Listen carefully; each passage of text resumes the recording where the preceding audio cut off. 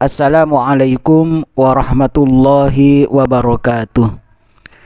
Alhamdulillahilladzi ja'alana minal a'idina wal faizin wal maqbulin kullu ami wa antum bi khair. Semoga Allah Subhanahu wa taala menjadikan kita orang-orang yang kembali kepada kesucian, orang yang mendapatkan keberuntungan, amaliyahnya selalu diterima oleh Allah Subhanahu wa taala. Pada kesempatan kali ini saya akan melanjutkan konten yang sebelumnya. Yang sebelumnya saya merespon tentang ceramah Ustadz Ghilan Al-Ghifari, merupakan santri dari Habibana Habib Bahar bin Smith. Beliau menyampaikan bahwa berguru kepada satu orang Habib, walaupun Habibnya bodoh, lebih utama daripada 70 kiai. 70 kiai yang dimaksud adalah bukan habaib, bukan syarif, bukan sayyid. Pada waktu itu saya sudah membaca ibarat yang mana ibarat itu menolak pemikiran Ustadz Ghilan Al-Ghifari, yaitu ibarat yang ada di dalam kitab Maraqil Ubudiyah. Di sana terdapat penjelasan tentang derajat orang yang bernasab kepada Rasulullah dan derajat orang yang tidak bernasab kepada Rasulullah. Artinya, kalau misalnya orang yang bernasab kepada Rasulullah itu jahil atau orang bodoh, orang yang ajam atau orang yang tidak bernasab kepada Rasulullah juga bodoh. Kalau sama-sama bodoh, berarti derajatnya lebih tinggi orang yang bernasab kepada Rasulullah, yakni lebih tinggi syarif dengan 60 derajat. Tapi kalau derajatnya orang ajam itu alim, artinya orang alim, dan itu termasuk orang yang ajam tidak bernasab kepada Rasulullah. Ada seorang Habib bernasab kepada Rasulullah tapi tidak alim. Jadi derajatnya di situ juga dijelaskan, orang ajam yang alim lebih tinggi derajatnya 60 derajat daripada orang yang bernasab kepada Rasulullah tapi yang bodoh. Belajar sama satu Habib sama ukurannya belajar dengan 70 kiai. Betul nggak, Habib? Satu Habib, walaupun Habibnya jahlun, maksudnya bodoh kata Iwa, itu ukurannya perbandingannya amat 70 kiai yang alim. Perbandingannya berarti kalau kita ngabdinya sama 10 Habib sama belajar sama berapa 70 kiai, ratusan. Betul nggak? Nah makanya zaman sekarang nih, mohon maaf, banyak orang yang selalu pandang sebelah mata habaib. Jadi sudah menjadi fakta Ustadz Ghilan Al-Ghifari berwawasan seperti itu karena didorong oleh faktor mana mulia antara nasab dan ilmu.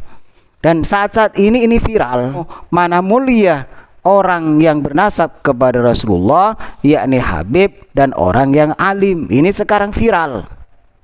Kalau berbicara masalah itu, menurut saya orang yang bernasab kepada Rasulullah juga berhak untuk dimuliakan, sebagaimana yang telah disampaikan oleh Sayyid Abdullah.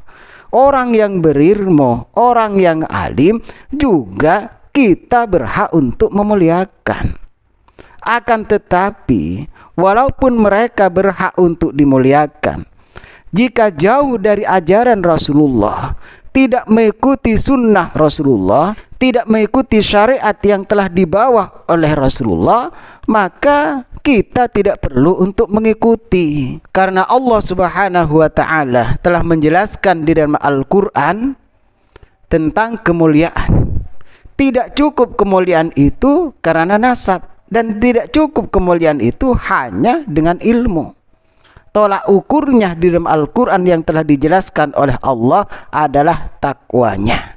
Sampai di mana takwanya kepada Allah Subhanahu wa ta'ala. Membahas tentang itu kita harus ada referensinya, harus ada fatwa ulama yang kita ikuti.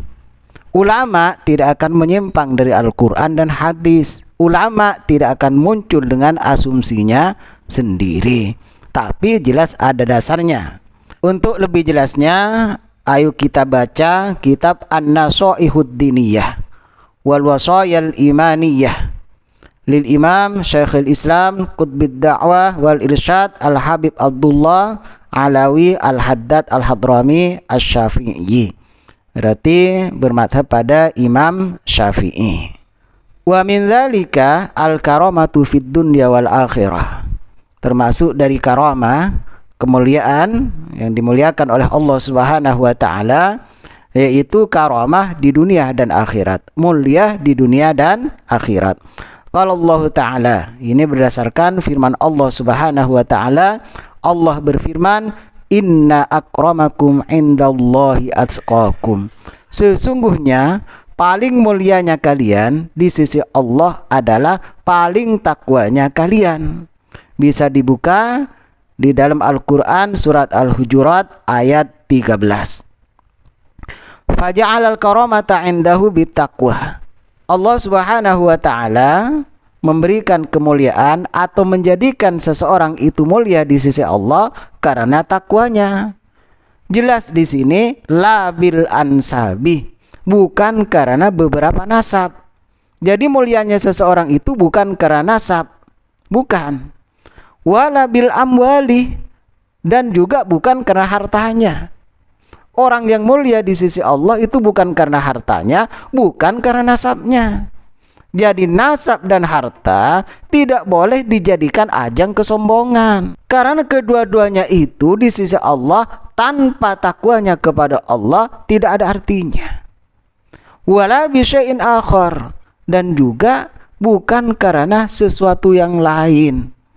Artinya punya harta, punya ilmu, punya nasab yang baik, tapi karena tidak takwa kepada Allah, orang itu tidak takwa kepada Allah, dia tidak akan dimuliakan oleh Allah.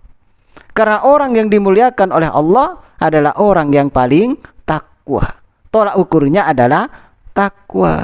Banyak sekali janji Allah dan Rasulullah untuk orang yang bertakwa kepada Allah. Derajatnya akan diangkat oleh Allah, akan diberikan keberuntungan oleh Allah, akan selalu diberikan kebaikan oleh Allah, diberikan kesenangan oleh Allah Subhanahu wa taala. Ini diantara janji Allah bagi orang-orang yang bertakwa. Jadi nasab itu tidak berarti di hadapan Allah kalau tidak bertakwa. Ilmu juga tidak ada artinya di hadapan Allah kalau tidak mengantarkan dirinya khasyah, kalau tidak mengantarkan dirinya takut kepada Allah, kalau tidak mengantarkan dirinya semakin bertakwa kepada Allah Subhanahu wa taala. Untuk memperkaya referensi, selanjutnya kita buka syarah hadis Arba'in Nawawi. Qauluhu sallallahu alaihi wasallam, wa man batta'a bihi amalahu lam yusri bihi nasabuhu. Rasulullah Shallallahu Alaihi Wasallam bersabda, barang siapa yang memperlambat amalnya, maka nasabnya tidak akan mempercepat ilal jannati untuk masuk surga.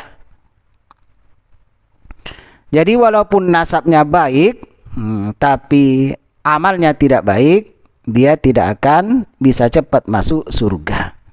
Maka Syekh An-Nawawi Al-Misri memberikan syarah, fayuqaddamul 'amilu bit-ta'ati walau kana 'abdan habsyian.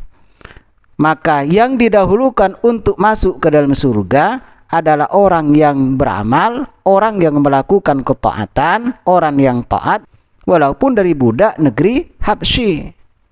Nah, didahulukan kepada siapa? Ala ghairil amili, atas orang yang tidak beramal. Walau kana syarifan Quraisyan, walaupun orang itu termasuk syarif, termasuk habib yang bangsa Quraisy. Dari ibarat itu sudah jelas bisa kita simpelkan mulianya seseorang karena takwanya kepada Allah Subhanahu wa taala, bukan karena nasabnya. Untuk menuju takwa kepada Allah Subhanahu wa taala dalam arti takwa yang benar, yang benar-benar bertakwa kepada Allah tidak mudah, tapi butuh ilmu. Jadi kalau ditarik lebih dekat lagi, modal utama untuk menuju takwa kepada Allah Subhanahu wa taala adalah ilmu. Tanpa ilmu, amaliyahnya mardudun, ditolak oleh Allah Subhanahu wa taala.